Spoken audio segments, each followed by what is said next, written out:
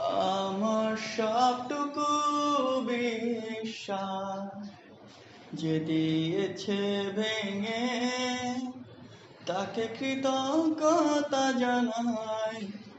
সে দিয়েছে আমার অন্ধ চোখে আলো, যার বিশালতার মাঝে আমি একটুকু পাইনি ঠাঁই। তাকে কৃতজ্ঞতা জানাই। সে দিয়েছে আমার মহাশূন্যে আশ্রয়।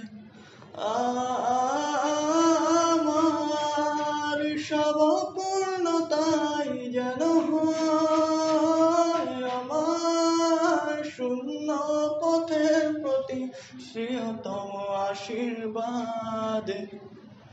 যখন স্বর্গদ্বারে একা দাঁড়াবো তার অপেক্ষায়, যেন আমার প্রার্থনা তাকে করে অনুতপ্ত, জানি তখনও সে আমার হবে না তবুও